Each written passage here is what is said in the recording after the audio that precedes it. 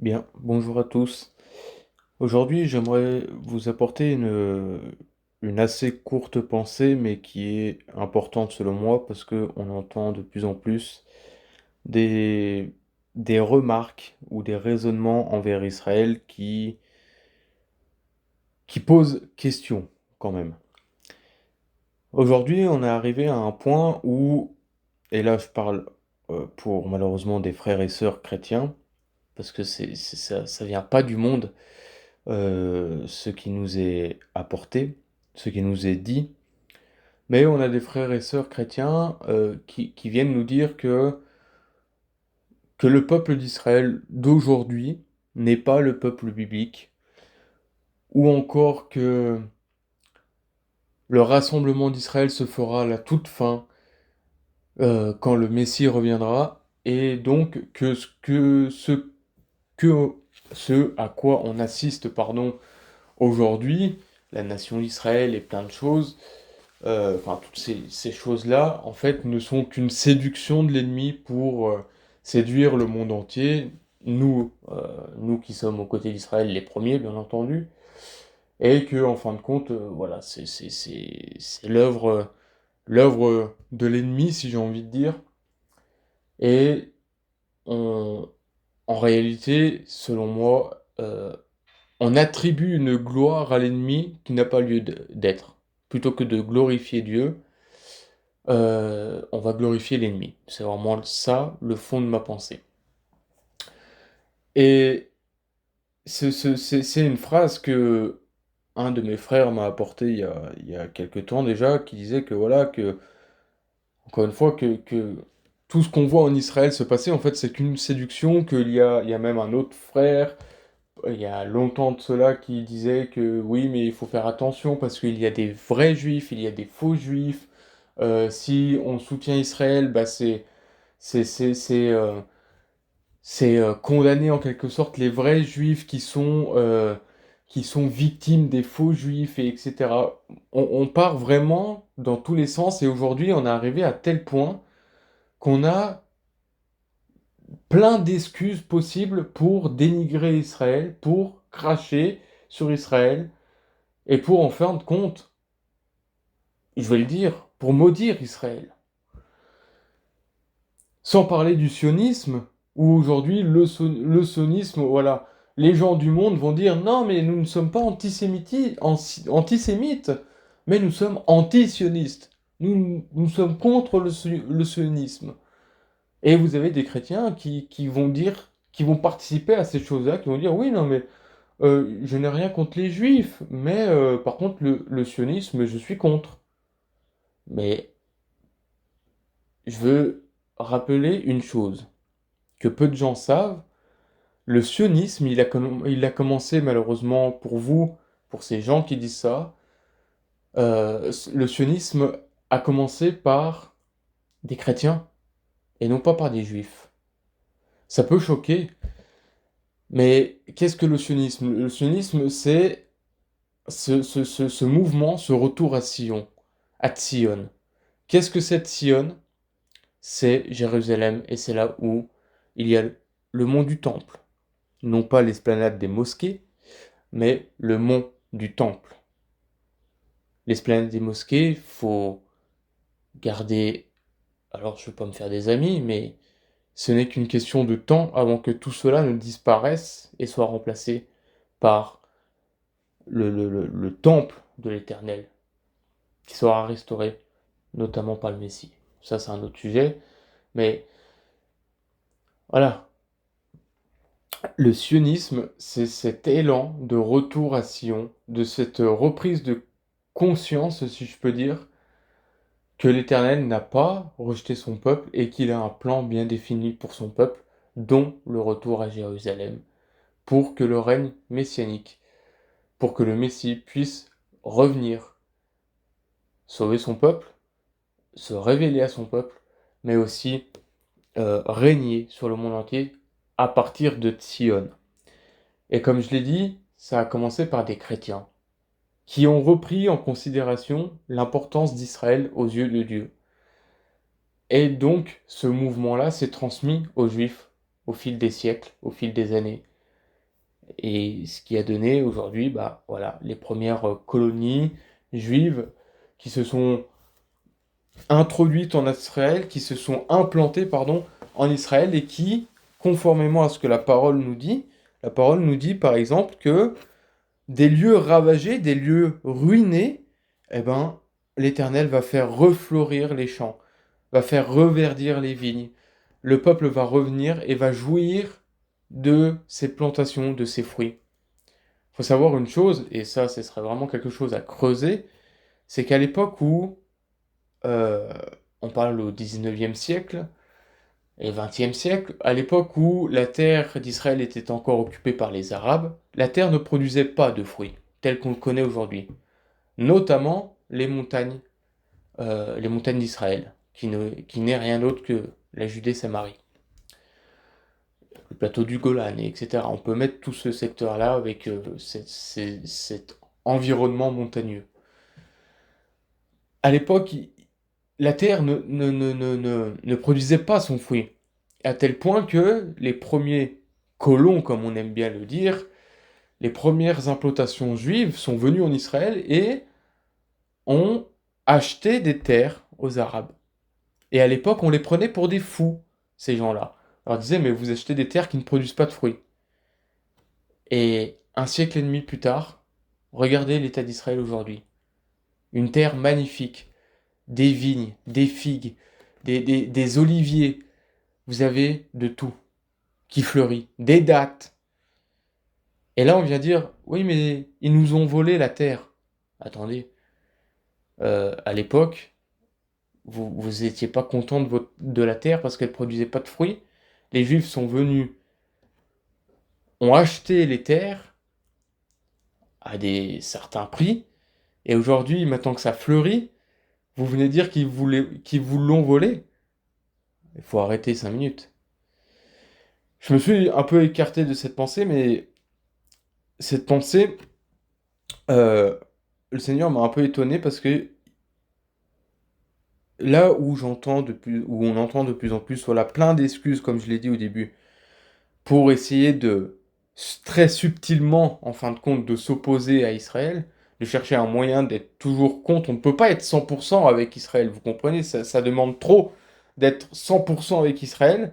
Donc, on va se dire, on va être à 50%, un pied dans le monde, un pied dans le plan de Dieu.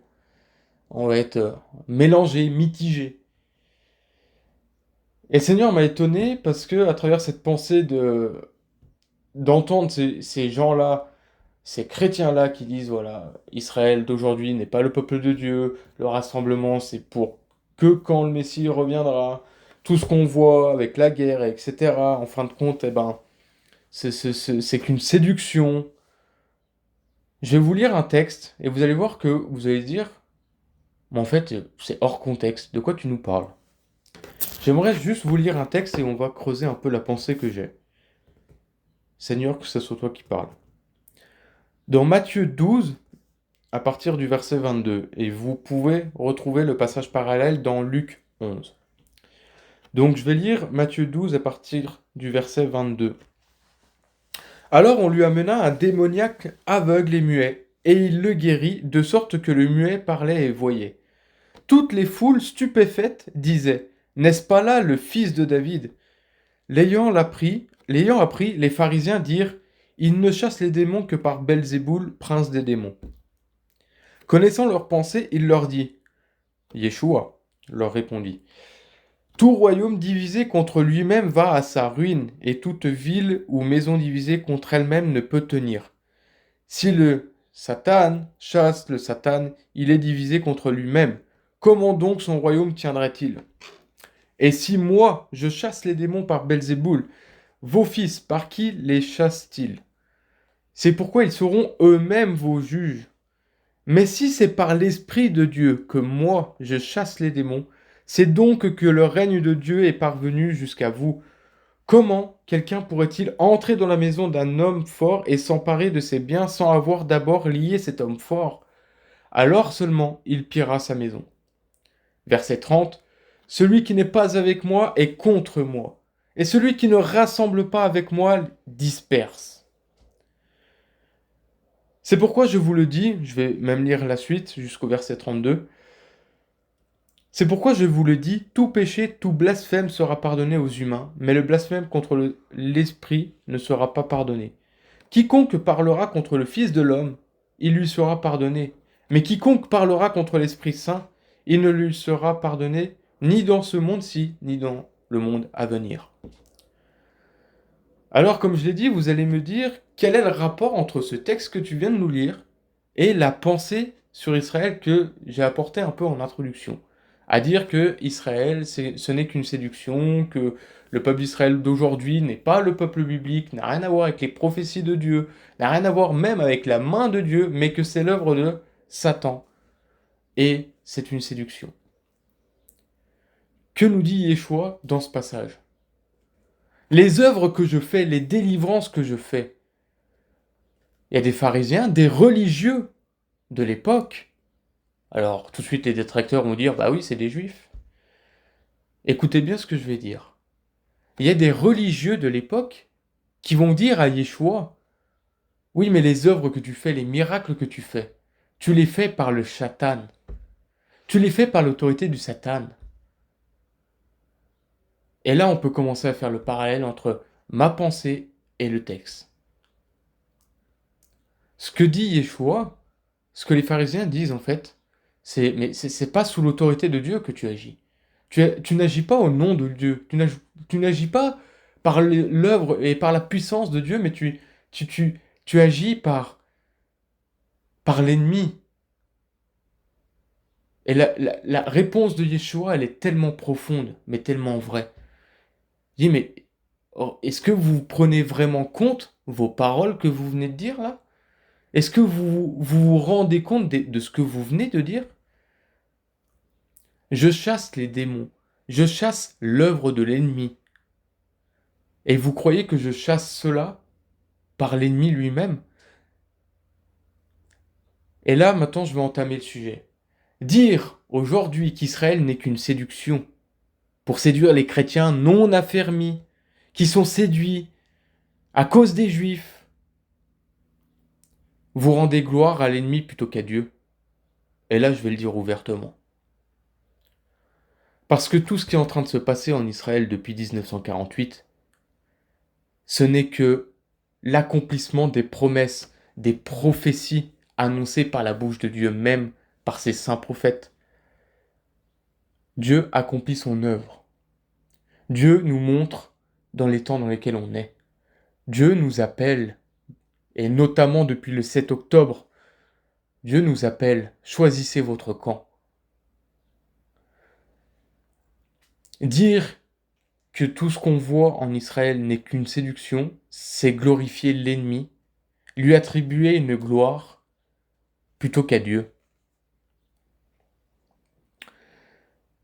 Que nous dit Yeshua à travers ce texte? Il nous dit « Tout royaume divisé contre lui-même va à sa ruine, et toute ville ou maison divisée contre elle-même ne peut tenir.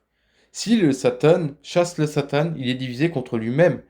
Comment donc son royaume tiendra-t-il » On sait une chose à travers la parole de Dieu. On sait que le monde est soumis à la futilité, mais il est soumis à l'autorité, si j'ose dire, à la puissance de l'ennemi, à la puissance du Satan, qui est le péché, la corruption, voilà, toutes ces choses-là, dont normalement on est censé connaître. Mais à travers ce monde-là, il y a une œuvre qui se fait. On a les prémices du royaume. Les prémices du royaume, on les a, nous, en tant que messianiques et en tant que chrétiens, on a les prémices du royaume. Le royaume s'est approché de nous à travers Yeshua.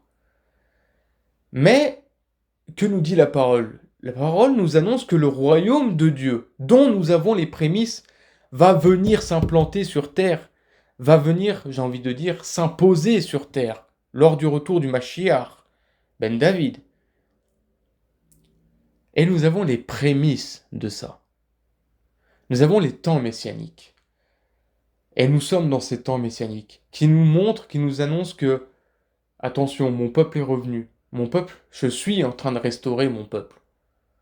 Peu importe ce que vous en pensez, c'est moi, Dieu, qui est en train de rassembler mon peuple d'entre les nations dans lesquelles je les avais exilés. Pourquoi je les avais exilés? C'est une sanction de la Torah, comme Dieu l'avait annoncé.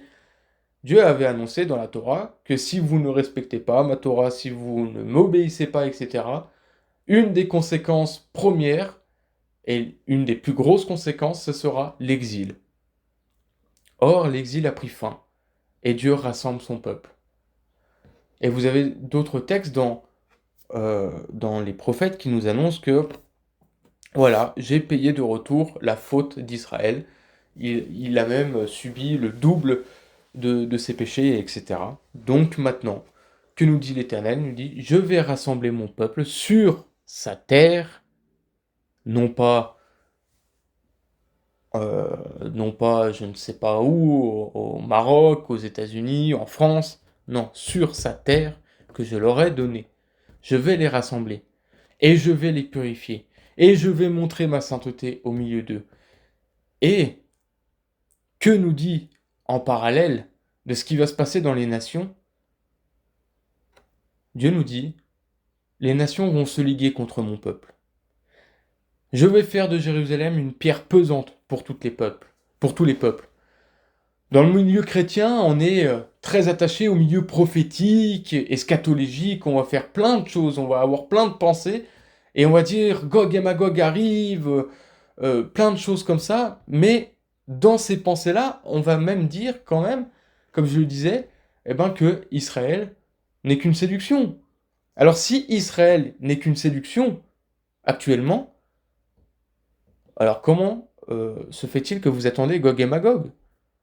Parce que Gog et Magog, c'est le rassemblement des nations contre Israël, contre un peuple qui sera retourné sur sa terre, contre un peuple qui sera présent et même, j'ai envie de dire, puissamment implanté sur sa terre. Comment pouvez-vous attendre Gog et Magog si vous ne croyez pas à ce que le peuple d'Israël, tel qu'il est sous nos yeux, est le véritable Israël? Alors vous me direz, oui, Israël commet des fautes, Israël ne reconnaît toujours pas le Messie, et ci et ça. Et on revient sans cesse aux mêmes pensées qui ont rongé la chrétienté pendant des siècles, pendant des millénaires. On revient toujours à ça. Donc en fin de compte, je vais aller plus loin, on a une racine antisémite qui se cache derrière tout ça. Peu importe que ça soit pour l'antisionisme, que ça soit pour dire que non, le rassemblement d'Israël, ce sera que quand le Messie vient. C'est une séduction. Tout ce que Israël fait, c'est contre Dieu, le sionisme, plein de choses. Tout ce qu'on entend dire de la bouche de chrétiens qui dénigrent Israël, qui viennent contrer Israël, qui viennent dire il y a des vrais juifs, il y a des faux juifs. Mais qui es-tu, toi, pour juger de ça? Est-ce que tu te crois à la place de Dieu? Sérieusement. Il y a des vrais juifs, des faux juifs. Mais où est-ce qu'on se croit? C'est-à-dire, oui, il y a des vrais chrétiens, des faux chrétiens, on peut le dire également. On se place à la place de Dieu en disant des phrases comme ça. Je suis désolé. Le peuple d'Israël doit être illuminé par la révélation du Mashiach. Ce n'est pas eux qui vont chercher qui vont trouver le Mashiach, si je peux dire.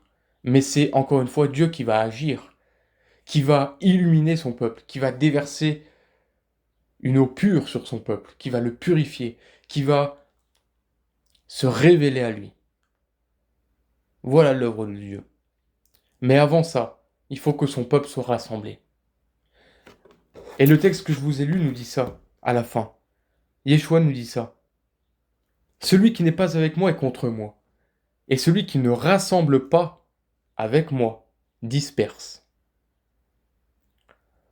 Regardez, j'invite tous les détracteurs d'Israël dans le monde chrétien, pour quelque raison que ce soit. Vous parlez d'Israël. Mais moi, je vais vous inviter à balayer devant nos portes en premier. Israël est en train d'être uni, certes avec des divisions politiques et même religieuses, certes, mais le 7 octobre a montré une chose, c'est que le peuple d'Israël est capable de s'unir. Parce que, au fin fond, ils savent que c'est leur sécurité, c'est leur vie qui est en jeu, leur survie qui est en jeu. Et là, ils sont capables de s'unir. Et c'est exactement ce que Dieu veut également, c'est un peuple uni, avec leurs divergences, avec leurs oppositions, si je peux dire, on est des êtres uniques, donc forcément, on ne va pas penser tous de la même manière, mais on reste unis. Par contre, dans la chrétienté, montrez-moi aujourd'hui que la chrétienté est unie. Vous avez plus de dogmes que d'églises, bientôt. Désolé. Donc, que la chrétienté commence à balayer le devant de sa porte avant d'aller chercher les fautes chez Israël. Parce que le jugement de Dieu, pour le moment, il n'est pas sur Israël. Il est sur la chrétienté. On assiste à un rassemblement de Dieu. Le 7 octobre vient mettre comment je peux dire, un message très clair de Dieu au monde. Choisissez votre camp. Il n'y a pas de camp neutre. Il n'y a pas de... Et c'est pire même d'avoir un camp neutre. N'aimez pas le monde. En tant que chrétien, on n'a pas à avoir une fesse qui est posée sur la chaise du monde et une sur la chaise de Dieu. Non. On est tout pour Dieu ou rien pour Dieu. Souvenez-vous de Laodicée. Parce que tu es tiède, je te vomirai. Il va même souhaiter, le Seigneur va même souhaiter à Laodicée d'être froid ou bouillant. Dis, mais la tiédeur, c'est le pire. Même d'être froid, on peut étudier plus en profondeur ce texte pour savoir qu'est-ce qu'il nous dit, de quoi il nous parle, mais on peut voir ça comme étant quelqu'un qui ne connaît pas Dieu, étant froid, on n'a aucune connaissance de Dieu, on n'est pas chrétien, on est... Voilà. Eh bien, le Seigneur va dire ça. Mais être tiède, c'est pire qu'être froid. Parce qu'en fait, t'es à moitié. Tu n'aimes pas Dieu de tout ton cœur. Tu n'es pas attaché à Dieu de tout ton cœur. Tu n'es pas prêt à te dépouiller. Tu n'es pas prêt à, à vivre de tout ton cœur pour Dieu, quitte à emporter les conséquences. Alors forcément, ceux qui soutiennent Israël, on va avoir des conséquences. Il y a des conséquences à notre positionnement. Mais nous sommes fiers de notre positionnement. Sur tes murailles, Jérusalem, j'ai posté des gardes. Ils ne se tairont pas jusqu'à ce que ta justice paraisse. Autrement dit, jusqu'à que le Messie revienne. Le message à travers à travers le 7 octobre, le message qui est apporté au monde entier, dont les chrétiens. Maintenant, l'heure est au rassemblement. Toutes les doctrines d'eschatologie qui viennent du monde chrétien, qui ont placé l'Église à la place d'Israël, sont à rejeter pour moi, parce que on a placé l'Église à la place d'Israël, et après on est venu à faire des grands diaporamas, des grandes choses. Il y aura 7 ans de tribulation, il y aura ci, il y aura ça, il va se passer ça à tel moment, et ci, et ça, les sauts, les trompettes, et revenez à la réalité de la parole. La parole nous dit que Israël est au centre des nations. Tout comme le Mashiach est au centre de la parole, tout comme Dieu est au centre de la parole, tout comme l'homme est au centre de la création. Si on replace Israël au centre du plan de Dieu et au centre de la parole, alors là on est enseignable par Dieu. Mais par contre, si nous, en tant que chrétiens, on va dire, ça me concerne moi maintenant, que à moi. Et Israël, ce n'est qu'une séduction. Voilà, Israël a fauté et de côté. Vous êtes complètement à côté du plan de Dieu, complètement à côté de la pensée de Dieu. Donc ce que je veux transmettre aujourd'hui, pour faire très simplement, pour répondre à ces gens-là qui disent que Israël d'aujourd'hui n'est pas l'Israël de Dieu, que l'Israël d'aujourd'hui n'a rien à voir avec le peuple de Dieu, pardon, n'a rien à voir avec le plan de Dieu, etc. En fait, vous êtes aveugle. Parce que vous ne voyez pas la main de Dieu qui agit au sein de son peuple. Vous ne voyez pas que Dieu rassemble son peuple. Et que tout ce qui est en train de se passer dans les nations, l'antisémitisme notamment, ce n'est que les prémices, l'avant-goût de ce qui est en train d'arriver pour les nations. Joël 4 va nous dire, je vais le lire très rapidement, un des jugements de Dieu envers les nations, c'est le comportement de... C'est le comportement que les nations vont avoir vis-à-vis d'Israël. En ces jours-là, en ce temps-là, quand je rétablirai la situation de Juda et de Jérusalem, je rassemblerai toutes les nations et je les ferai descendre dans la vallée de Josaphat. Là, j'entrerai en jugement avec elles au sujet d'Israël, mon peuple, mon patrimoine, qu'elles ont dispersé parmi les nations, et au sujet de mon pays qu'elles se sont partagées. On a tiré mon peuple au sort, on a donné le garçonnet pour une prostituée, on a vendu la fillette pour le vin qu'on a bu. Tout ce que les nations auront fait subir au peuple d'Israël, que Dieu va rétablir sur sa terre, voilà une des causes de jugement envers les peuples. Et si vous regardez bien le monde entier, parce qu'on parle du monde entier sous nos yeux, c'est ce qui est en train de se passer. On a les prémices du jugement de Dieu, qui, à travers tout ce qui est en train de se passer, pousse en quelque sorte, malheureusement, les Juifs, malheureusement et heureusement, j'ai envie de dire, mais ça, faut avoir la pensée de Dieu derrière pour comprendre, ça pousse les Juifs à rentrer sur leur terre, conformément au plan de Dieu. Alors vous avez un côté les nations qui vont être jugées à cause du mal envers les Juifs, et de l'autre côté, vous avez les Juifs qui vont donc, du coup, être poussés à rentrer sur leur terre. Voilà la pensée de Dieu. Donc aujourd'hui, quelle est notre place en tant que chrétien? Eh ben, comme je l'ai dit, c'est... Le message est clair depuis le 7 octobre. Choisissez votre camp.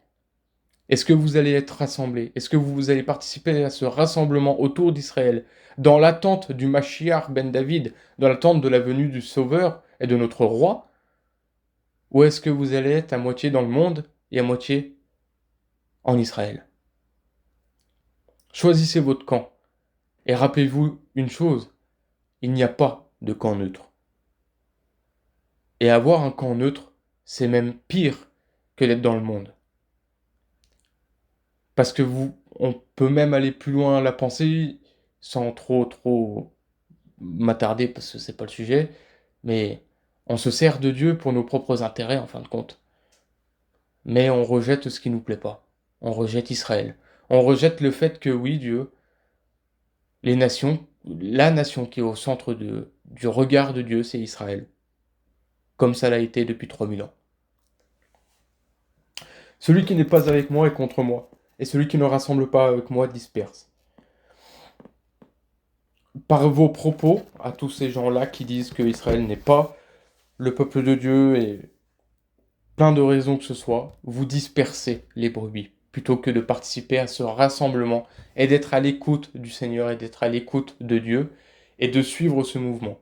Donc, soyons de ceux qui participons à ce rassemblement, soyons de ceux qui écoutons Israël, qui bénissons Israël, qui soyons un soutien, une muraille pour Israël, des frères pour Israël. Oui, moi j'appelle les Juifs mes frères. Pourquoi? Parce que ce sont les frères de Yeshua. Tout simplement, Yeshua est mon Seigneur. Nous, nous sommes partie intégrante de ce peuple. On est enracinés en eux. On est greffé parmi l'olivier. Toutes ces choses-là, vous les connaissez. Alors que ça se concrétise par nos faits, par nos paroles dans notre vie. Choisissez votre camp et participez à l'œuvre de rassemblement de Dieu. Soyez bénis et à bientôt.